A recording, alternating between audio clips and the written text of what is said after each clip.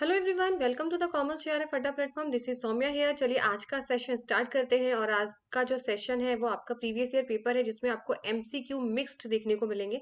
ठीक है, all 10 units के एमसीक्यूज यहाँ रहेंगे। सो फर्स्ट क्वेश्चन आपकी स्क्रीन पर है। As per section 80G the maximum deduction allowed for any cash donation is up to. Hindi में भी दिया हुआ है, धारा 80G के अनुसार किसी भी नगद दान के लिए अनुमत अधिकतम कटौती डैश तक है। और जितने भी स्टूडेंट हैं, अगर मेरी वीडियोस देखते हैं तो मैं उनको क्लेरिफाई कर देती हूँ यहाँ पर कि आप कुछ दिन ही बचे हैं आपके एग्जाम्स के लिए। इधर उधर मत भागिए। जितने हो सके मॉक टेस्ट एमसीक्यूज लगाइए। जो छूट गया है उसे छोड़ दीजिए। ठीक है, जो छूट गया है उसे छोड़ दीजिए और आप सिर्फ एमसीक्यूज पे ध्यान दीजिए। और एमसीक्यूज अगर आप देखिए, रटिए मत। अगर सपोज करिए मैं आपको एक क्वेश्चन दिखा रही हूँ 80G, आपने नहीं पढ़ा है, तो 10 मिनट या 15 मिनट आपको लगेगी। आप पूरे सेक्शंस पढ़ लीजिए डिडक्शंस के। 5 मिनट 10 मिनट दे दीजिए और पूरे डिडक्शंस लर्न कर लीजिए। ठीक है, उनकी लिमिट लर्न कर लीजिए। इस तरीके से अगर आपका छूट भी गया है तो भी आपका कवर हो जाएगा। चलिए तो बताइए इसका आंसर क्या होने वाला है। कितने तक छूट होती है यहाँ पर? अगर आप 80G के अकॉर्डिंग अगर आप कैश में डोनेशन देते हो बेटा, तो आपको 2000 तक रुपए तक की आपको जो है वो क्या मिलती है मैम? मैक्सिमम डिडक्शन, अधिकतम कटौती कटौती वो है वो आपकी 2000 रुपए। ठीक है, ऑप्शन नंबर बी यहाँ पे आपका करेक्ट हो जाएगा। ज्यादा अगर आप भागने की कोशिश करेंगे ना इधर उधर, तो कुछ नहीं मिलने वाला। अब जितना आता है उसी पे फोकस करिए। ठीक है, एमसीक्यू सॉल्व करिए और कुछ नया टॉपिक लगता है तो उसको तभी की तभी याद कर लीजिए या नोट्स में ऐड कर लीजिए तभी की तभी। ठीक है, चलिए नेक्स्ट क्वेश्चन है। Surcharge of 10% is payable by an individual where the total income exceeds. एक व्यक्ति द्वारा 10% का अधिभार तब दे होता है जब कुल आय डैश से अधिक हो जाती है। 10% सरचार्ज बेटा कब लगता है? जब आपकी टोटल इनकम जो है वो 50 लाख से ज्यादा हो जाती है। 50 लाख से अगर ज्यादा टोटल इनकम है तो 10% का सरचार्ज लगेगा। और अगर 1 करोड़ से ज्यादा है तो 15% का सरचार्ज लगता है। ठीक है, अगर 1 करोड़ से ज्यादा टोटल इनकम है तो आपका 15% लगेगा और 50 लाख से ज्यादा है तो 10%। ऑप्शन नंबर सी आपका करेक्ट हो जाएगा। चलिए नेक्स्ट क्वेश्चन है। In the continuous compounding the time it takes to double the sum grossly follow rule of 69 if it is changed to discrete compounding the relevant rule of thumb is। ठीक है, यानी अगर continuous compounding की बात करें, continuous compounding में rule 69 लगाया जाता है बेटा। अगर हम कंटिन्यूस कंपाउंडिंग से चेंज करके डिस्क्रीट कंपाउंडिंग करते हैं तो कौन सा रूल लगेगा ये आपको बताना है।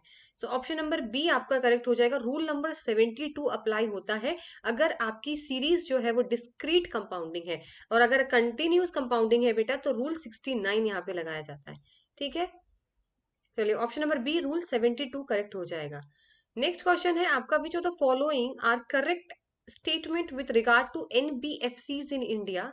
एनबीएफसीज के बारे में आपको जो है वो करेक्ट स्टेटमेंट बताना है। ये हिंदी के लिए है, जो हिंदी में क्वेश्चंस देख रहे हैं हिंदी वालों के लिए है। एनबीएफसीज नॉन बैंकिंग फाइनेंशियल के लिए यहाँ पर बोला गया है आपका। ठीक है, इसके फीचर्स दिए हुए हैं जो आपको बताना है। और ये बैंकिंग का यूनिट है आपका। ठीक है, NBFC non banking financial companies. तो इसका क्या कहते हैं कि कॉमर्शियल बैंक से बहुत अलग होती है, ये याद रखना। तो अगर कोई भी ऐसा आपको फीचर दिख जाए जो कमर्शियल बैंक करती है तो ऑटोमेटिकली इस पे क्रॉस लगा दीजिएगा, क्योंकि एनबीएफसी जो काम करती है वो कमर्शियल बैंक दोनों अलग अलग काम करते हैं, याद रखना। तो दोनों के फीचर्स जो होंगे वो आप समझ जाना। जो बैंक नॉर्मल जो बैंक होती है बेटा, वो काम एनबीएफसी कभी नहीं करता, तो ये याद रखना।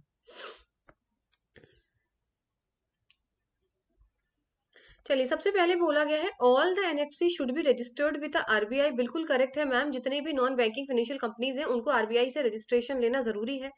NBFC can not accept demand deposit. बेटा ये कमर्शियल बैंक का काम होता है जो आपके डिमांड डिपॉजिट डीडी को एक्सेप्ट करती है। एनबीएफसी का यहाँ पे कोई काम नहीं होता। बिल्कुल करेक्ट है ma'am. NBFCs do not form part of the payment and settlement system and cannot issue check draws on itself। बिल्कुल करेक्ट है। एनबीएफसी ना ही किसी पेमेंट सेटलमेंट सिस्टम का कोई पार्ट है, ना ही ये चेक ड्रॉ करता है। ये काम कमर्शियल बैंक का है, याद रखना। Deposit insurance facilities of deposit insurance and credit guarantee corporation is not available to the depositor of NBFC. बिल्कुल करेक्ट है बेटा, चारों ही ऑप्शंस आपके करेक्ट हैं।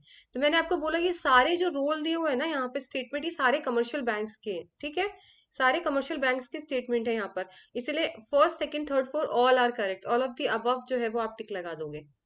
ठीक है, इनके फीचर्स एनबीएफसी के पूरे पढ़ लेना। ठीक है, तो first second third four option number बेटा बी यहाँ पे करेक्ट हो जाएगा। फर्स्ट सेकंड थर्ड फोर्थ, ठीक है, सारे स्टेटमेंट करेक्ट थे। चलिए नेक्स्ट क्वेश्चन है, which of the following explains the declining slope of indifference curve. Options दिए हुए हैं आपके, diminishing marginal utility, diminishing marginal rate of substitution between the commodities, diminishing marginal rate of technical substitution and ordinal measurement of utilities, या फिर diminishing marginal utility of money. ये English में है और ये हिंदी में है, देख लीजिए।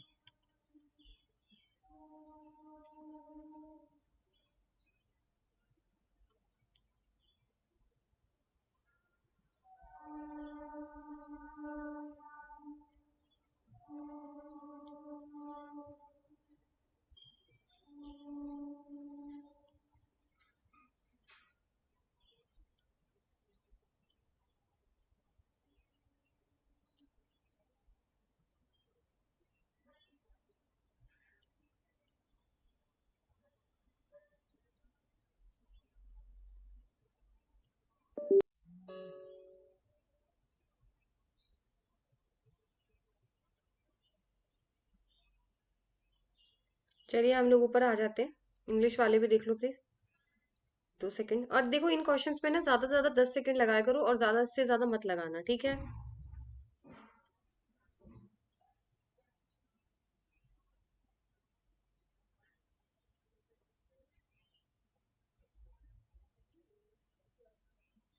इसके अंदर आपके 2 ही आंसर सही होने वाले हैं, ठीक है।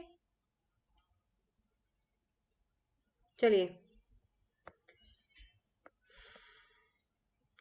सबसे पहला, diminishing marginal rate of substitution between the commodities. बेटा, दो कमोडिटीज के बीच में मार्जिनल रेट ऑफ सब्स्टिट्यूट, यानी अगर आपके पास एक, सपोज करिए आपके पास 4 एप्पल है और आपके पास 6 बनाना है, तो आपको एप्पल ज्यादा पसंद है तो एक कमोडिटी ज्यादा पाने के लिए आप दूसरी का सेक्रीफाइस करोगे, यानी एक एक्स्ट्रा एप्पल लेने के लिए आप क्या करोगे, ऑरेंजेस का, संतरे का गिव अप करोगे, ठीक है, या बनाने का गिव अप करोगे, कोई भी 2 फ्रूट लगा लीजिए, यानी एक फ्रूट ज्यादा लेने के लिए दूसरे फ्रूट का सेक्रीफाइस, इसीलिए आपका diminishing marginal rate of substitute between the community होगा।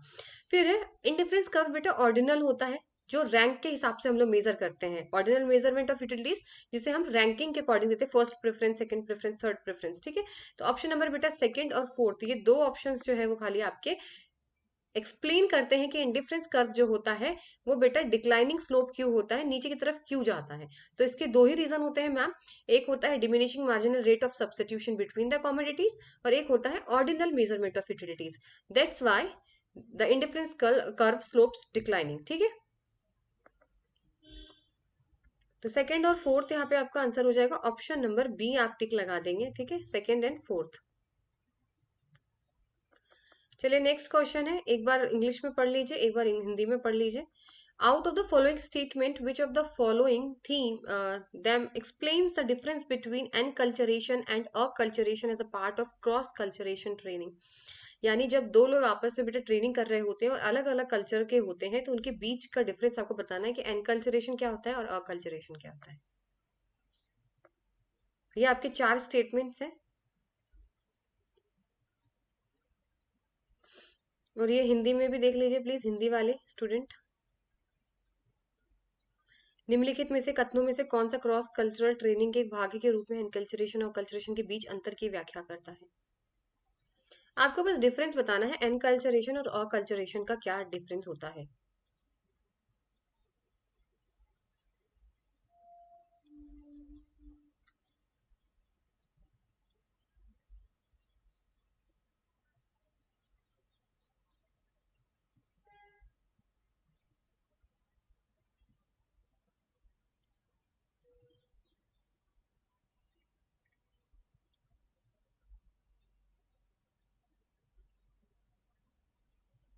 चलिए ज्यादा टाइम वेस्ट नहीं करूंगी, जल्दी जल्दी एक्सप्लेन करूंगी, ताकि आप लोग क्वेश्चंस जो है बेटा वो जल्दी जल्दी लर्न कर सके, मतलब यानी फास्टेस्ट, अगर हम लोग सारी चीजें करते हैं ना तो वो ठीक रहेगा।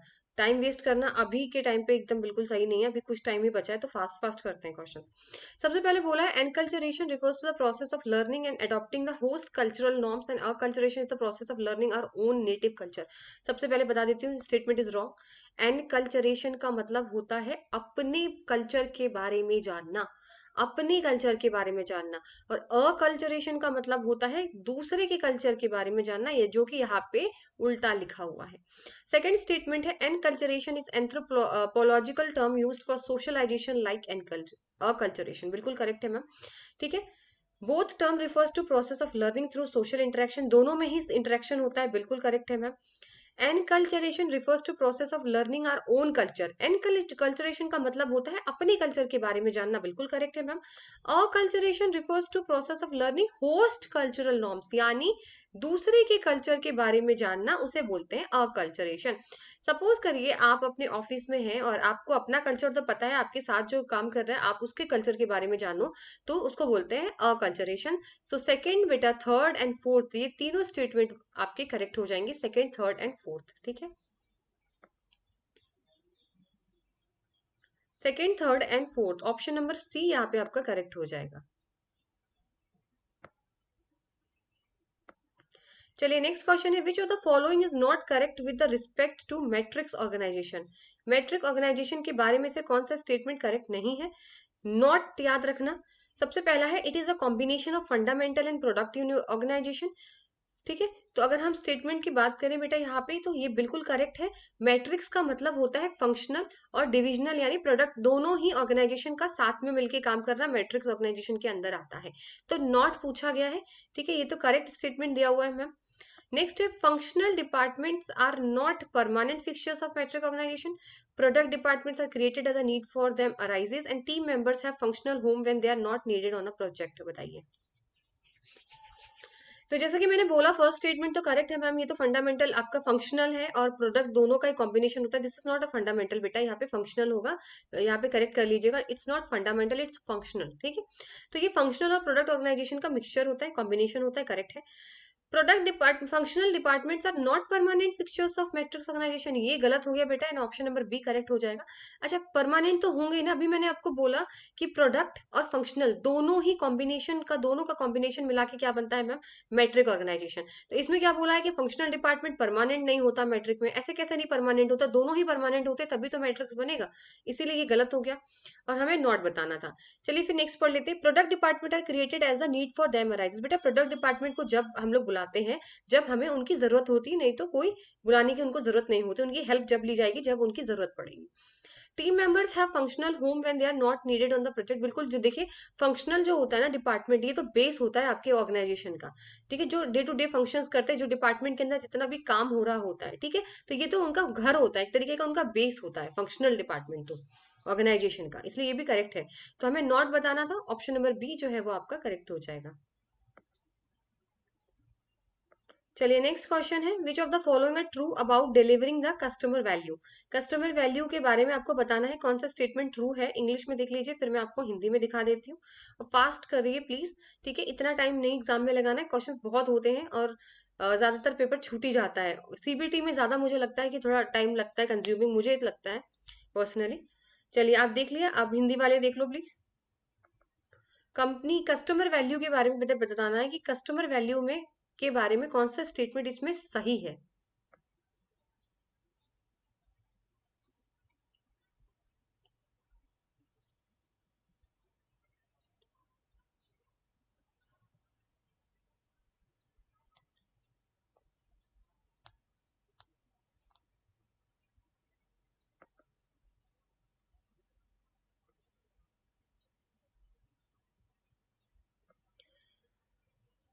चलिए बताइए, सबसे पहला है, a company can go alone in creating the customer value. क्या कंपनी अकेले कस्टमर वैल्यू क्रिएट कर सकती है? नहीं मैम, अकेले तो कोई भी काम नहीं कर सकता। आपने वो कहानी सुनी होगी ना कि अगर आप आपकी एक फिंगर है वो अकेली होती है, जब आप मुट्ठी बंद कर लेते हो तो स्ट्रेंथ आ जाती है, तो वही वाली बात है ना, यूनिटी इज स्ट्रेंथ। तो कंपनी अकेले नहीं कर सकती मैम, बिल्कुल गलत है। Company must work with in a broader network of a partners to accomplish customer value, बिल्कुल करेक्ट है बेटा। बहुत सारे नेटवर्क के साथ कनेक्ट होना पड़ता है आपको, आप अकेले नहीं कर सकते, आपको अपने साथ लोगों को कनेक्ट करना पड़ेगा, नेटवर्क्स को कनेक्ट करना पड़ेगा, नेटवर्क ऑफ पार्टनर्स को कनेक्ट करना पड़ेगा। तो ऑप्शन टू सही है। Individual companies and brand compete and there entirely value delivery network stone, बेटा कभी compete नहीं करते, कंपनीज और ब्रांड्स कभी compete नहीं करते, कॉपरेट करते हैं, ये तो compete नहीं करते, एक दूसरे के साथ कंपटीशन नहीं होता है, गलत हो गया। Next, individual companies and brands don't compete, बिल्कुल करेक्ट है। And the entire value delivery networks too, जो डिलीवरी के नेटवर्क्स होते हैं ना बेटा, जो डिलीवरी करते हैं और जो उनका नेटवर्क होता है वो आपस में कंपटीशन करते हैं, ना कि इंडिविजुअल कंपनी और ब्रांड। बेटा कंपनीज और अगर ब्रांड दुश्मनी करने लगेंगे तो करोगे क्या, किसका एडवर्टीजमेंट करोगे, बेचोगे क्या। सो ये करेक्ट है। Value is equal to contribution divided by cost, बिल्कुल करेक्ट है। ये आपका फॉर्मूला है वैल्यू का जो दिया हुआ है। तो सेकंड, फोर्थ और फिफ्थ जो है वो आपका करेक्ट आंसर हो जाएगा यहाँ पे। ठीक है, चलिए नेक्स्ट क्वेश्चन है आपका। In which of the following stage of product life cycle company reduces the sales promotion to take advantage of heavy consumer demand.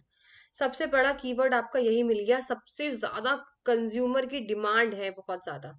तो कौन सा स्टेज है, इंट्रोडक्शन, ग्रोथ, मैच्योरिटी या डिक्लाइन। बेटा इंट्रोडक्शन स्टेज में कभी भी डिमांड नहीं होगी, नया नया प्रोडक्ट है। आप अगर सपोज करिए मैं एक नया सोप लेकर आई हूँ मार्केट में, लोग जानते ही नहीं है, तो डिमांड कहाँ से बढ़ेगी।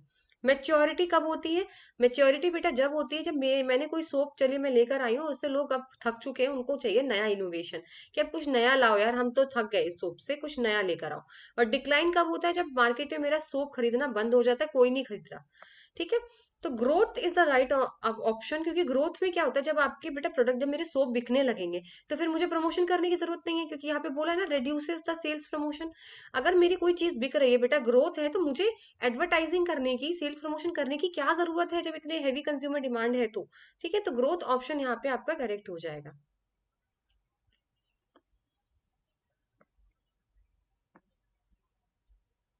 चलिए नेक्स्ट क्वेश्चन है, which of the following is not correct about the properties of correlation coefficient, Hindi में भी दिया हुआ है नीचे।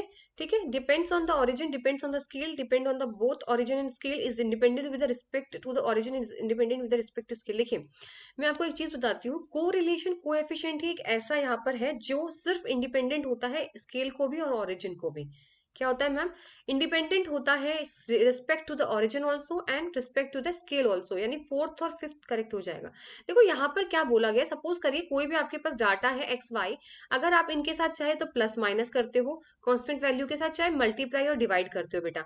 ठीक है ना, को एफिशिएंट ऑफ को रिलेशन में कोई चेंज नहीं आने वाला, इस सेंटेंस का मतलब ही यही है। इंडिपेंडेंट यानी को एफिशिएंट ऑफ को relation is independent with the respect of origin and scale, दोनों से ही। यानी अगर आप कोई भी वैल्यू दी हुई है उसमें अगर आप कोई भी कांस्टेंट वैल्यू के साथ प्लस माइनस करते हो या उसके साथ मल्टीप्लाई या डिवाइड करते हो ना बेटा, तो कोएफिशिएंट ऑफ कोरिलेशन सेम रहेगा, उसमें कोई चेंज नहीं आने वाला। ठीक है, सिर्फ रटना नहीं है कि सिर्फ इंडिपेंडेंट का मतलब क्या है, ये मैंने आपको बता दिया। सो ऑप्शन नंबर फोर्थ और फिफ्थ यहाँ पे आपका करेक्ट हो जाएगा। चलिए नेक्स्ट क्वेश्चन है, some doctors charge patient for missed appointment because a service value existed only at point and disappeared when the patient did not show up is an example of which of the following four service of characteristics है, उसमें से आपको बताना है कि कौन सा है। कुछ डॉक्टर है, अगर आपने मिस कर दिया बेटा अपॉइंटमेंट, अगर आप जाते हो तो भी वो आपसे चार्ज करते हैं, क्यों करते हैं, क्योंकि सर्विस जो उस टाइम पे दे रहे थे आप थे नहीं। भाई जिस टाइम पे आपका अपॉइंटमेंट था 10 बजे का, उस टाइम पे तो आप अवेलेबल नहीं थे, फिर आप आ रहे हो 12 बजे, तो आपसे वो चार्ज करेंगे फिर। ठीक है, ये किस चीज का एग्जाम्पल होता है, इंसेपरेबिलिटी, इंटेंजिबिलिटी, वेरिएबिलिटी या फिर आपकी बेटा पेरिशेबिलिटी, बताइए। पेरिशेबिलिटी दिख नहीं रहा होगा, अब दिख जाएगा। चलिए बताइए कौन सा है ऑप्शन। देखो बेटा राइट आंसर जो होगा वो आपका पेरिशेबिलिटी होगी। पेरिशेबिलिटी का मतलब जिसे हम स्टोर करके नहीं रख सकते। आलू, आलू प्याज नहीं है ना जिसको हम अपने किचन में बास्केट में जाके रख दें। सर्विस जो होती है बेटा इन पेरिशेबिलिटी होती है सर्विस की, उस टाइम पे लेना हो तो लो, बाद में उसको स्टोर नहीं कर सकते ना उसको हम। तो डॉक्टर उस टाइम पे अवेलेबल था तो आप थे नहीं वहां पे, तो अब वो थोड़ी ना उस टाइम को वो स्टोर करके रख लेगा, नहीं रख सकता ना। सर्विस को स्टोर करके नहीं रख सकते, इसीलिए वहां पर पेरिशेबिलिटी यहाँ पे यूज किया जाएगा। आपका टाइम ऑफ अपॉइंटमेंट 10 बजे का था, उसको रोक तो नहीं सकते थे, उसको स्टोर करके तो नहीं रख सकते थे ना बात के लिए, तो वही चीज यहाँ पर बोली गई है। सो आपका option number four perishability correct हो जाएगा।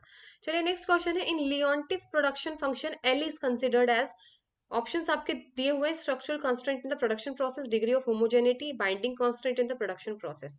देखो लियोन्टिफ प्रोडक्शन में क्या होता है कि हमें जो इनपुट है ना बेटा वो बराबर में यूज करना होता है, आउटपुट के लिए, ठीक है, जो हम आउटपुट निकालेंगे उसमें इनपुट जो है वो हमें इक्वल यूज करना पड़ता है। इसके अंदर क्या होता है, सबसे पहले इसका आंसर बता देते हैं। एल का मतलब होता है बेटा binding constant in the production process. इसका मतलब क्या है, देखो इसका मतलब सिंपल सा ये बताती हूँ, आपकी इनपुट को जो बेटा रोक दे, जो आपके इनपुट को रोक दे। कैसे रोक दे मैम, सपोज करिए एक लेबर मैंने बताया था, एक लेबर चाहिए एक मशीन के लिए, एक लेबर एक मशीन के लिए चाहिए, ठीक है। लेकिन फिर मैंने क्या किया, 6 लेबर है मेरे पास और मैंने 10 मशीन मंगा ली बेटा। 6 लेबर है मेरे पास और मैंने 10 मशीन मंगा ली। तो एक बात बताइए, 4 मशीन तो एक्स्ट्रा हो गई ना, बेकार पड़ी हुई है। तो ये हमारे कहीं ना कहीं प्रोडक्शन प्रोसेस में हमारे लिए क्या है, रोक कर रहा है। भाई वो खराब पड़ी हुई है मशीन। यानी हमें बराबर में इनपुट बेटा यूज करना चाहिए आउटपुट लेने के लिए, ठीक है। अब मैंने 6 लेबर्स तो ले लिए, लेकिन मशीनरी मैंने 10, दोनों, लेकिन इससे मेरा प्रोडक्शन तो नहीं बढ़ रहा। वही पहले मैंने बोला था कि भाई एक लेबर को एक मशीन दी जाएगी काम करने के लिए, एक लेबर को एक मशीन दी जाएगी। फिर 6 लेबर थी और मैंने 10 मशीन दे दी, अब 4 एक्स्ट्रा बची हुई हैं। अब मैंने बढ़ाई तो दोनों ही है, देखो लेबर भी बढ़ गया 1 से 6 और मशीन भी बढ़ गई 1 से 10, ठीक है। लेकिन आप देख रहे हो मेरा प्रोडक्शन बढ़ रहा है क्या, नहीं बढ़ रहा है मैम, 4 मशीन तो खाली पड़ी हुई क्योंकि 6 ही लेबर है। तो यानी आपको दोनों को फिक्स रेशियो में यूज करना पड़ता है, दोनों इनपुट को, ठीक है। दोनों इनपुट को फिक्स रेशियो में यूज करेंगे तभी प्रोडक्शन बढ़ेगा। तो यही चीज बोली गई है binding constant in the production process. समझ गए आप, इसका मतलब 6 लेबर से तो बेटा 6 ही मशीन होनी चाहिए थी। चलिए नेक्स्ट क्वेश्चन है, which of the following does not come under the definition of information under RTI act 2005। ठीक है, log book, circulars, file noting in the process, data material held in electronic form. यानी आपके information की definition जो 2F के अंदर आती है आरटीआई एक्ट के अंदर, उसके अंदर कौन सा इसमें नहीं आता इंफॉर्मेशन में। देखो लॉग बुक्स आते हैं, सर्कुलर्स आता है, data material held in any electrical form भी आता है बेटा, फाइल नोटिंग जो है वो इंफॉर्मेशन के अंदर नहीं आता। ऑप्शन नंबर सी आपका करेक्ट हो जाएगा।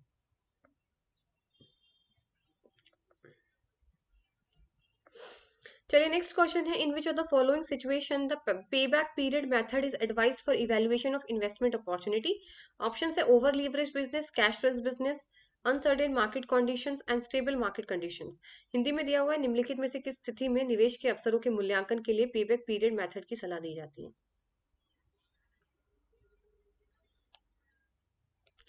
देखो पे बैक मेरे पीरियड मेथड में यही होता है ना कि आपने जो पैसा लगाया वो जल्दी से जल्दी आपको रिटर्न मिले, ठीक है ना, वही चीज हम सोचते हैं यहाँ पर।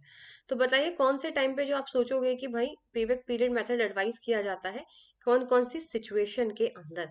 सबसे पहले बेटा आता है over leveraged business. Over leveraged business का मतलब होता है ज्यादा डेट है आपके पास, बहुत ज्यादा ही आपने लोगों से उधार ले लिया है, डेट ले लिया बहुत ज्यादा, ठीक है। तो बेटा जब ज्यादा डेट रहेगा ना, तो आप पे बैक पीरियड मेथड यूज करेंगे। क्यों मैम, पेबैक मेथड इसलिए, जो हमने इन्वेस्टमेंट किया है ना, जल्दी से जल्दी हमारा पैसा वापस आ जाए, रिटर्न होके आ जाए इन्वेस्टमेंट जो हमने लगाई है, जिससे हम अपना डेट पे कर सकें, ठीक है। कैश रिच बिजनेस, बेटा कैश रिच होगा, अगर आपके पास कैश है ही तो फिर पेबैक की जरूरत ही क्या है। भाई आपके पास खूब सारा कैश पड़ा हुआ है तो फिर कभी भी आए पेबैक पीरियड की जरूरत नहीं होती। कि पेबैक पीरियड का सिंपल सा मतलब है जल्दी से जल्दी इन्वेस्टमेंट का रिटर्न मिल जाए, जल्दी से जल्दी। तो जब कैश है तो फिर हमें जरूरत ही नहीं है। अनसर्टेन मार्केट कंडीशन, बिल्कुल करेक्ट है मैम। अगर बेटा मार्केट कंडीशन फ्लक्चुएट कर रही है, मार्केट कंडीशन ऊपर नीचे जा रही है, तो आपको चाहिए कि हमें जो है वो पैसे जल्दी से जल्दी हमें मिल जाए। सो पे बैक पीरियड मेथड यहाँ पे भी लगेगा। फिर है स्टेबल मार्केट कंडीशन, इसका उल्टा, स्टेबल होगा तो जरूरत ही नहीं पड़ेगी, जब सब कुछ सही है तो क्या जरूरत है। सो option number first and third लगा दीजिए, करेक्ट होगा आपका, ठीक है। जब आपने ज्यादा डेट बेटा यूज कर रहा होता है तो आपको जल्दी पैसे चाहिए होते हैं, और जब आपको मार्केट कंडीशन आपको पता है फ्लक्चुएट हो रही है, गिर सकती है, उठ सकती है, कभी भी कुछ भी हो सकता है मार्केट कंडीशन में, तो आप क्या है पे बैक पीरियड मेथड का यूज करेंगे।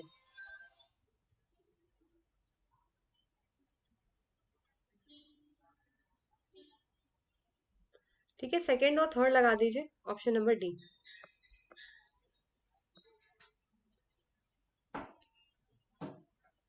चलिए नेक्स्ट क्वेश्चन है, which one is false as per the relevant provision of Indian contract act 1872। 1872 के हिसाब से कौन सा स्टेटमेंट यहाँ पर गलत है वो आपको बताना है।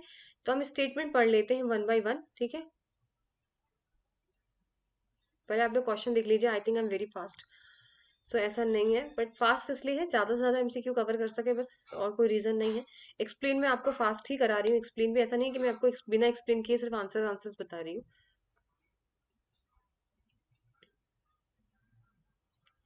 चलिए तो हम ऑप्शंस देख लेते हैं, ठीक है, वन बाय वन। सबसे पहला ऑप्शन मैम दिया हुआ है, avoid agreement is one of that is not enforceable by law. बिल्कुल करेक्ट है बेटा, जो लीगली नहीं है, जो चीज जो लॉ मना करती है, कानून के द्वारा जो चीज गलत है, वो वॉइड एग्रीमेंट के अंदर आता है। जैसे कि अगर आप किसी माइनर के साथ डील करते हो, या किसी आप गलत काम में करते हो, जैसे लॉटरी गैम्बलिंग में अगर आप कोई भी कॉन्ट्रैक्ट एग्रीमेंट करते हो बेटा, वो कानून की नजर में गलत होता है, तो आपका एग्रीमेंट भी वॉइड होगा। तो मैम फर्स्ट स्टेटमेंट बिल्कुल करेक्ट है, और हमें बेटा बताना है फॉल्स। याद रखना क्वेश्चन में ट्रू फॉल्स नॉट, ये सब जरूर पढ़ना। ठीक है, तो हम फर्स्ट तो करेक्ट है, हमें फॉल्स बताना है। Assignment is the obvious mode of discharge of contract, बेटा बिल्कुल गलत है ये आंसर, और यही हमें बताना था, फॉल्स बी वाला। अब मैम असाइनमेंट का क्यों गलत है बेटा? असाइनमेंट जो नहीं, assignment is not the reason कि जिससे आप कॉन्ट्रैक्ट डिस्चार्ज करो। कॉन्ट्रैक्ट डिस्चार्ज करने के मोड होते हैं ऑल्टरेशन, नोवेशन, रिसेशन। याद करो, आपने पढ़े होंगे modes of discharge of contract. अगर आपने कोई चेंजेस कर दिए कॉन्ट्रैक्ट के अंदर, या फिर आपने एग्जेम्पशन दे दिया, या आपने कैंसिल कर दिया, रिसेशन, रेमिशन, नोवेशन, ऑल्टरेशन, ये होते हैं mode of discharge of contract, ना कि assignment. So option number B बेटा आपका यहाँ पे करेक्ट हो जाएगा। फिर भी हम सारे ऑप्शंस आप लोगों को यहाँ पे समझा देते हैं। फिर होता है option number C, where a party waives its right under the contract, the other party is released of its obligation under the contract। जब कोई पार्टी अपने राइट्स को जो है वो परफॉर्म कर देता है, तो ऑटोमेटिकली दूसरी पार्टी ऑब्लिगेशन से रिलीज हो जाती है। कैसे मैम? सपोज करिए मैं एक ओनर हूँ, और मैं किसी को मैंने रेंट पे रूम दे रखा है, मैंने उसको बोला 1 तारीख को मेरे पास आपका रेंट आ जाना चाहिए, बट वो एक को नहीं देकर वो 5 को दे रहा है, 6 को दे रहा है, 7 को दे रहा है, तो मैं कहूंगी चलो कोई बात नहीं, आप दे दो। तो मैंने अपने राइट वेव करके मैंने उस कॉन्ट्रैक्ट को वही की वही क्या कर दिया मैम, उसको रिलीज कर दिया उसके ऑब्लिगेशन से। चलो कोई बात नहीं, 7 को दे रहा है, कोई बात नहीं, ठीक है। When the subject matter of contract is destroyed for no fault of the promisor, the contract does not become void by impossibility of performance। देखिए, जब कोई सब्जेक्ट मैटर जो है वो डिस्ट्रॉय हो गया, लेकिन आपकी कोई गलती नहीं, जैसे अर्थक्वेक आ गया, आपने कोई बिल्डिंग का कॉन्ट्रैक्ट दिया था, अर्थक्वेक आ गया, भूकंप आ गया, फ्लड आ गया, वो डिस्ट्रॉय हो गया, सब्जेक्ट मैटर खत्म हो गया, आपकी तो कोई गलती नहीं थी। तो इसीलिए कॉन्ट्रैक्ट उसको फिर हम ये नहीं बोलेंगे कि वो इम्पॉसिबिलिटी ऑफ परफॉर्मेंस हो गया, यानी अब आप इसको परफॉर्म नहीं कर सकते, ठीक है ना। तो द कॉन्ट्रैक्ट ऐसे वॉइड नहीं बनेगा, ये बिल्कुल करेक्ट है।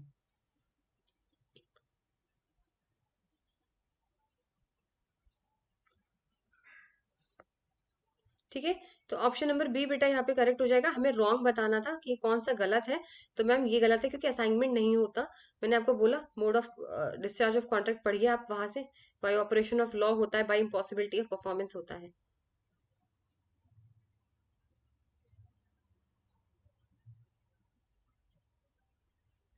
चलिए नेक्स्ट क्वेश्चन है आपका, मर्कोसुर और south American trade block is an free trade area, common market, custom union, या फिर इकोनॉमिक कॉपरेशन।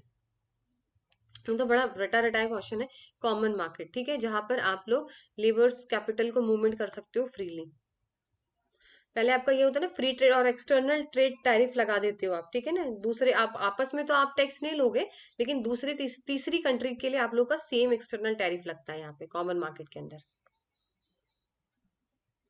चलिए, in marketing DSA stands for, DSA का फुल फॉर्म बताइए। DSA direct selling agent, option number C आपका correct हो जाएगा। ऐसे question में सोचना नहीं होता है।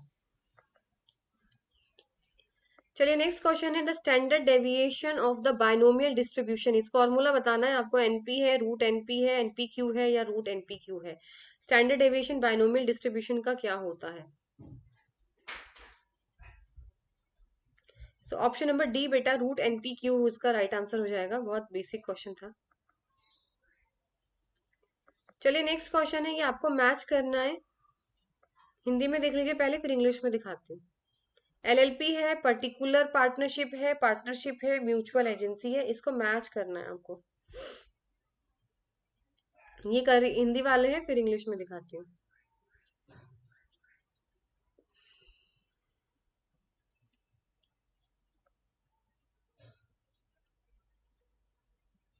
ये रहा आपका हिंदी इंग्लिश में। देखो, पार्टनरशिप फर्म क्या होता है? लिमिटेड लाइबिलिटी, जिसके अंदर आपको it can be formed with minimum 2 individuals, जहां पर सिर्फ 2 इंडिविजुअल्स कम से कम होने चाहिए।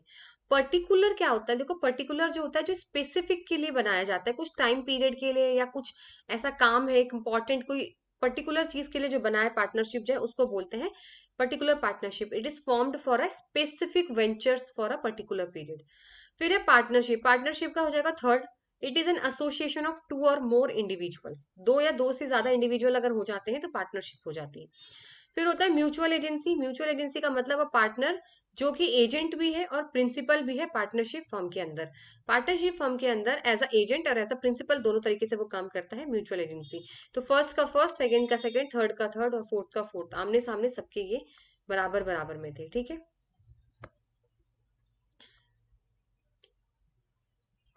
चलिए नेक्स्ट क्वेश्चन है, when foreign currency assets and liabilities match in the term of the exposure and timing of maturity it is described as. Option है financial hedge, natural hedge, perfect hedge और netting. यानी कोई भी foreign currency जो match करती हो बेटा, match करती हो कैसे मैम मैच करती हो, जितना आपने के पास पॉकेट मनी आपको मिलती है बेटा 100 रुपए और उतना ही आपने खर्च कर दिए। 100 रुपए आपकी पॉकेट मनी है और 100 रुपए ही आपने खर्च कर दिए, ये बोलते हैं आपकी natural hedging. The right answer is natural hedge. एक छोटा सा एग्जाम्पल दे रही हूँ, फटाफट समझ लो। सपोज करिए इंडिया है, इंडिया ने क्या किया, एक सामान जो है इंडिया ने एक्सपोर्ट किया यूएसए से बेटा। यूएसए से एक्सपोर्ट किया $100 में। यूएसए से क्या किया मैम, एक्सपोर्ट किया, बेचा, उसको मिला $100। ठीक है, $100 हमारे पास आ गए, $100। अब क्या हुआ, डॉलर गिर गया। डॉलर क्या हुआ मैम, वीक हो गया, गिर गया। अब हम जब उसको कन्वर्ट करेंगे बेटा, अपने हमारे पास जो डॉलर आए उसको कन्वर्ट करेंगे तो पैसों में बहुत कम हो जाएगा वो तो, है ना। फिर क्या करा जाता है, 100 का ही हम क्या करेंगे, इम्पोर्ट कर देंगे यूएसए में। क्या कर देंगे मैम, हम 100 का ही हम इम्पोर्ट कर देंगे उनको, तो बराबर हो गया। अब चाहे डॉलर गिरे चाहे बढ़े हमें कोई फर्क नहीं पड़ता। तो 100 में ही मैंने क्या किया, यूएसए से इम्पोर्ट कर ली चीज और 100 की ही एक्सपोर्ट कर लिया, यानी जितना लिया उतना दे दिया, चाहे डॉलर गिरे चाहे डॉलर बढ़े कोई फर्क नहीं पड़ेगा। ठीक है ना। तो जैसे कि मैंने कहा ना, 500 रुपए 100 रुपए आपकी पॉकेट मनी थी, 100 रुपए आपने खर्च कर दिए, यानी दोनों को मैच करना बहुत जरूरी है। आपने डॉलर डॉलर 100 रुपए का डॉलर का आपने वहां से एक्सपोर्ट किया इंडिया ने, ठीक है, तो उतना ही $100 का इंडिया ने क्या करा, यूएसए से इम्पोर्ट भी कर दिया, दोनों बराबर हो गए 100-100। इसे बोलते हैं नेचुरल हेजिंग। ठीक है, जितना आया जितना हमारे पास आया उतना हमने, जितना हमने दे दिया उतना हमारे पास आ भी गया, तो चाहे डॉलर कम हो चाहे ज्यादा हो हमारा इक्वल हो गया। ठीक है, उसे बोलते हैं नेचुरल हेजिंग। चलिए नेक्स्ट है, gratuity received by government employees is exempted from the tax under section 1010 of the income tax act 1961। First statement है। सेकंड है, gratuity received by local authority employee is exempted from tax. बताइए। तो बिल्कुल easy question है और section learn करके जाइएगा, सारे 10 वाले तो जरूर याद करके जाइएगा, 10(1), 10(b) आए हैं ऐसे क्वेश्चन कई बार। नहीं याद किया है अभी भी कोई बात नहीं, 10 मिनट लगेगी, लिस्ट निकालिए, लर्न कर लीजिए। ऐसा नहीं कि छोड़ दिया तो छोड़ ही दे फिर उसे।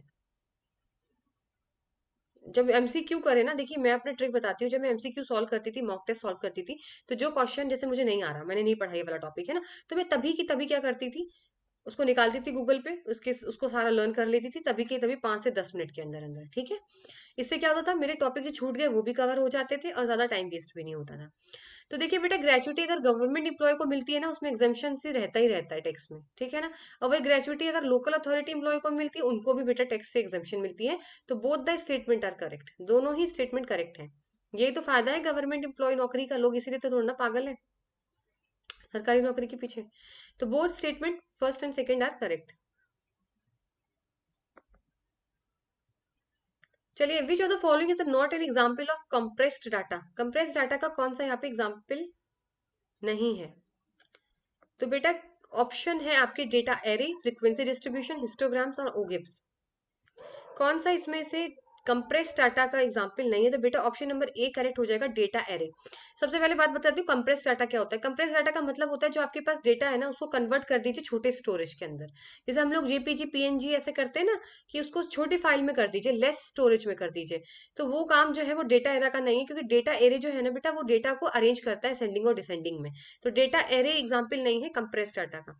कंप्रेस डाटा में हम लोग क्या करते हैं मैम, हम लोग वहां पर जो हमारे पास कोई फाइल है उसको हम छोटे स्टोरेज में करते हैं। जैसे आपने देखा होगा ना, अपनी फोटो होती फिर आपको बोला जाता है कि और छोटे साइज में करिए इसको, मतलब फॉर्मेट में करिए, वो चीज है compress data. So option number A हो जाएगा, डेटा एरे।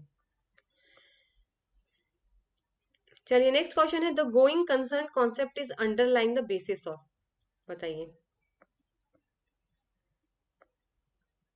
गोइंग कंसर्न तो आपको पता है कि बिजनेस जो है वो कंटिन्यू चलता जाएगा, जैसे अपनी लाइफ है ना, कि हमारी लाइफ में बहुत लोग आते हैं, बहुत इंपॉर्टेंट लोग चले जाते हैं, but life must go on या life must move on. Life तो जो है वो चलती रहेगी। तो वही चीज है फॉर्म बिजनेस के साथ भी, कि बिजनेस जो है वो चलता रहेगा। द गोइंग कंसेप्ट कॉन्सेप्ट तो सबसे पहले बोला गया है कि इसके अंदर जो है आपका राइट आंसर क्या होने वाला है। ऑप्शन नंबर ए है disclosing the market value of securities, consolidating the accounts of subsidiary companies with those of parent company, depreciating of fixed assets over their useful lives, या फिर disclosing the sales and other operation information in the income statement. So बेटा option number third यहाँ पे आपका correct हो जाएगा, depreciating fix assets over their useful lives. इसका मतलब सिंपल सा ये बोला है, सपोज करिए आपने एक मशीन खरीदी थी बेटा, और वो मशीन जो थी वो आपने 5,000 की खरीदी थी। कितने की खरीदी थी मैम? एम फॉर मशीन, ठीक है, मशीन 5,000 की खरीदी थी हमने। अब आपका जो बिजनेस है वो आगे चल के कंटिन्यू तो होगा ही होगा, लेकिन बिजनेस जो है वो आपने 5 साल के लिए खरीदी थी, ये मशीन 5 साल ही चली बस। ये 5 साल के लिए, क्योंकि देखो आप लोग जो बेटा असेट्स खरीदते हो बिजनेस के अंदर, उसकी लॉन्ग लाइफ होती है, आपको फ्यूचर तक इनकम मतलब देती है ये, ठीक है ना, मशीन्स वगैरह। तो 5 साल के लिए खरीदी थी, तो बेटा हम हर साल के हिसाब से देखेंगे ना कितना डिप्रिशिएशन हुआ। अगर हम 5 साल के लिए लिए बेटा, अगर हम करें तो डिवाइड कर देते हैं, तो यहाँ पे कितना आ जाएगा? 1,000। मतलब एक साल में 1,000 डिप्रिशिएट हो रही है ये मशीन, 1,000 रुपए की पड़ी हमें। मतलब हर साल 1,000 1,000 1,000 करके 5 साल तक हमने यूज की, ठीक है। तो वो डेप्रिशिएशन हो रहा है इसका, देखो हर साल, ठीक है, डेप्रिशिएशन क्या हो रहा है इसका? हर साल। तो यही चीज यहाँ पर बोली गई है गोइंग कंसेप्ट कॉन्सेप्ट में, कि depreciating fix assets over their useful life. जितना आपने इसको यूज किया है उतना उतना वो डेप्रिशिएट होता चला जाता है। वो वही मशीनरी आपको हर साल 5,000 का नहीं देगी ना, धीरे धीरे इनकी वैल्यू भी तो कम होती चली जाती है। जैसे कार आप खरीदते हो, तो स्टार्टिंग में कार जो है वो आप खरीदते हो, फिर धीरे धीरे इसकी वैल्यू कितनी कम हो जाती है, डेप्रिशिएशन होने लगता है। तो वही चीज यहाँ पर बोली गई है, ऑप्शन नंबर सी यहाँ पे आपका करेक्ट हो जाएगा। क्योंकि गोइंग कंसेप्ट कॉन्सेप्ट में यही चीज बोली जाती है कि आप जो फिक्स एसेट्स लेते हो बेटा, जो आपको आगे तक फ्यूचर तक आपको फायदा पहुंचाती है, ठीक है, वही चीज बोली गई है कि उसको किस तरीके से डेप्रिशिएशन यहाँ पे होता है उसका।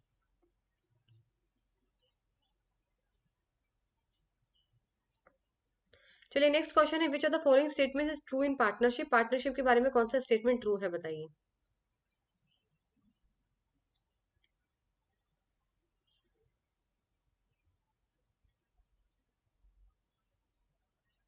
अभी आई एम रियली सॉरी कि मैं आप लोगों को बहुत जल्दी जल्दी यहाँ पे एक्सप्लेन कर रही हूँ एक एक लाइन में, क्योंकि अभी ये अगर टॉपिक लेके बैठो तो बहुत कुछ इसमें एक्सप्लेन किया जा सकता है सब में, लेकिन अभी इतना टाइम नहीं है कि सब कुछ एक्सप्लेन किया जाए। इसीलिए मैं आप लोगों को एक एक लाइन में एक्सप्लेन कर देती हूँ कि इस लाइन का मतलब क्या है।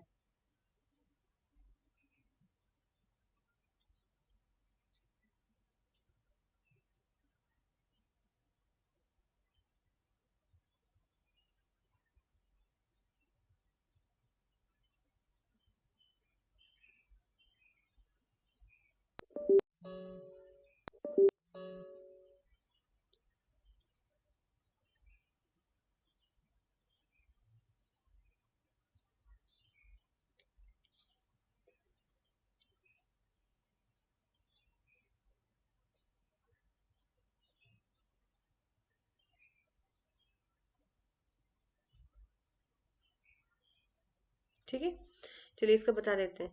तो आई होप आप लोगों को स्टेटमेंट समझ में आ गया होगा पहले वाला। सिंपल सा था, कुछ भी नहीं है। गोइंग कंसर्न का यही मतलब होता है कि बिजनेस लंबे टाइम तक चलेगा, आप जो एसेट्स लेते हो उसका फायदा आप लंबे टाइम तक लेते हो, बस उसका डेप्रिसिएशन लाइफ आप इस तरीके से कैलकुलेट करते हो कि हर साल कितना कितना है, ठीक है ना। उसको आप इमीडिएटली सेल ऑफ तो करते नहीं हो कि आपने तुरंत मशीन ली और आपने बेच दी, 10 साल 15 साल बहुत चलती है मशीन्स, ठीक है। चलिए, सबसे पहले आपको बताना, in the absence of any provision in the partnership deed and only a working partner is entitled to a remuneration. यानी अगर आपका पार्टनरशिप डीड बना नहीं है पार्टनरशिप डीड, तो सिर्फ जो काम कर रहे हैं पार्टनर्स उन्हीं को सैलरी मिलेगी। गलत है मैम, किसी को भी नहीं मिलती। अगर बेटा एब्सेंस है ना, पार्टनरशिप डीड नहीं है, किसी भी पार्टनर को नहीं मिलेगा कुछ भी, ठीक है। सेकंड है, any firm which earns normal profit has no goodwill. बिल्कुल करेक्ट स्टेटमेंट है, यही हमसे पूछा गया था, विच इज ट्रू। ये करेक्ट क्यों है मैम? ये करेक्ट इसीलिए है क्योंकि इसमें क्या बोला गया है कि बेटा जो नॉर्मल प्रॉफिट से ज्यादा कमाया जाता है ना, उन्हीं की गुडविल बनती है। सिर्फ आपने इतना नॉर्मल प्रॉफिट कमा लिया, उससे गुडविल नहीं बनती, उससे रेपुटेशन नहीं बनेगी। जब आप अबव द नॉर्मल प्रॉफिट कमाते हो तभी गुडविल बनती है, इसलिए स्टेटमेंट करेक्ट है।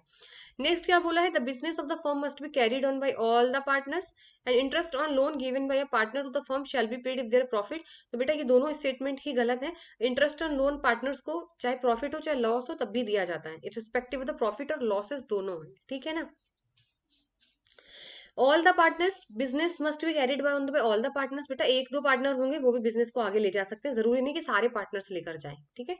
इसलिए ऑप्शन नंबर बी यहाँ पे आपका करेक्ट हो जाएगा। चलिए नेक्स्ट क्वेश्चन है, which type of defence mechanism is used by a person when he gets angry at his child और spouse because he had a bad day at work. Option है denial, repression, project, displacement and regression. अच्छा, ये तो बहुत सबके साथ होता है, जब आपकी किसी स्कूल में हो या आप कॉलेज में हो, आपको किसी से डांट पड़ जाए, अगर आप किसी कंपनी में काम कर रहे हो, आपके बॉस से आपको डांट पड़ जाए, तो सारा गुस्सा आप आके अपने घर पे निकालते हैं, स्पेशली अपनी मदर पे निकाला जाता है, अपने भाई बहनों पे निकालते हैं। शादीशुदा है तो ऑब्वियसली अपने हस्बैंड पे, अपने वाइफ पे, अपने बच्चों पे निकाला जाता है। ऐसा क्यों होता है ma'am? Displacement is a defence mechanism, ठीक है। इसको बोलते हैं डिस्प्लेसमेंट। ऑप्शन नंबर 4 यहाँ पे आपका करेक्ट हो जाएगा। चलिए नेक्स्ट क्वेश्चन है, what is the rate of tax deduction at source from insurance person in the case of person. कितना टैक्स टीडीएस लगता है भाई कमीशन में in the case of person? Direct question है। 2%, 5%, 10% या फिर 4%? तो 5% लगता है बेटा यहाँ पे, ठीक है। भैया टीडीएस से क्वेश्चन जरूर आएगा, पढ़ के जाओ मत पढ़ के जाना, आपके ऊपर है।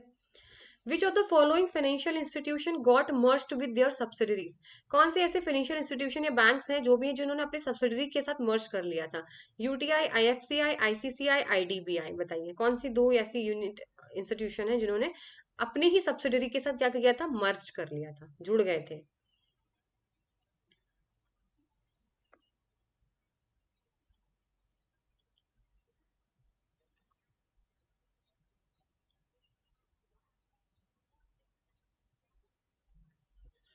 तो राइट आंसर इज आईसीसीआई और आईडीबीआई। बेटा थर्ड और फोर्थ ये दोनों बैंक ऐसी हैं जिन्होंने अपनी सब्सिडरी के साथ मर्ज किया था, आईसीसीआई और आईडीबीआई, ठीक है। चलिए नेक्स्ट क्वेश्चन है, which of the following is not true about the mass marketing. Mass marketing का सिंपल सा मतलब मैं आपको बताती हूँ, अभी ऑप्शंस देख लीजिए।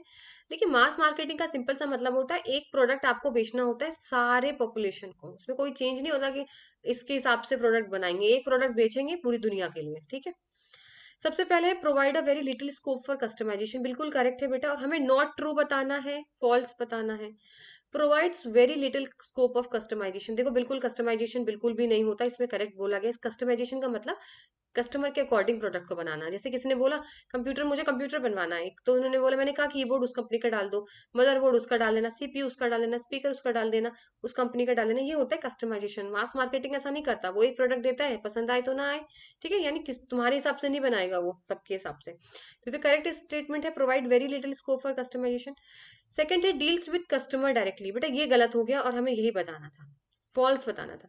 कस्टमर के साथ डायरेक्टली कैसे हो जाएंगे ये लोग? आपके फेस टू फेस बात करती है मास मार्केटिंग नहीं, ये तो मैम एडवर्टाइजमेंट के थ्रू, इन सब के थ्रू हम लोग प्रोडक्ट के बारे में जानते हैं, आपसे फेस टू फेस, आपसे डायरेक्टली डील नहीं करता।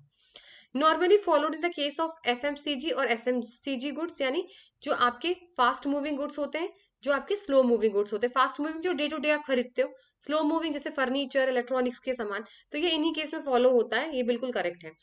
रिलाइज हेविली ऑन एडवर्टाइजमेंट, मैंने अभी बोला एडवर्टाइजिंग से ही तो आपके पास पहुंचते हैं वो लोग, डायरेक्टली नहीं पहुंचते, तो ये भी करेक्ट है। हमें बताना था गलत कौन सा है, तो deal with customer directly, customer के साथ डायरेक्टली डील नहीं करते मास मार्केटिंग।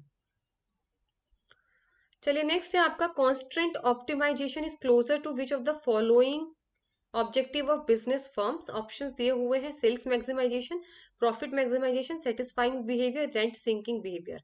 कॉन्स्टेंट ऑप्टिमाइजेशन का मतलब ये होता है आपको सबसे बेस्ट सॉल्यूशन फाइंड करना होता है, लेकिन साथ ही साथ कुछ लिमिटेशन आपको दी होती है, वो करके आपको पूरा करना होता है। जैसे कि लड़कियों के स्पेशली आपने देखा होगा, अभी तो खैर नहीं है वो जमाना, बट मैं एक छोटा सा एग्जांपल दे रही हूँ कि सपोज करिए कि लड़कियों के साथ ज्यादातर यही चीज होती है कि आपको अगर अपना करियर बनाना है, अगर आपको अपना करियर बनाना है तो आपको साथ के साथ आपको घर भी संभालना होगा। तो यानी आपको एक लिमिटेशन दे दिया कि आपको इसके अंदर ही अंदर ये काम करना पड़ेगा, आपको ये संभाल के तब आप अपने सपने पूरे कर सकते हो। तो यही कांस्टेंट ऑप्टिमाइजेशन है। इसका राइट आंसर हो जाएगा सेटिस्फाइंग बिहेवियर। यानी कांस्टेंट ऑप्टिमाइजेशन का सबसे बेस्ट सॉल्यूशन आपको फाइंड करना है, और कुछ लिमिटेशंस रहेंगी आपके पास, उनको तहत में रखकर, नजरिए में रखकर आपको जो है वो करना है, जिससे आप अपने बिहेवियर को सेटिस्फाई कर रहे हैं, यानी आप सोचे कि हाँ भाई ये एनफ सोल्यूशन है इस प्रॉब्लम का, ठीक है।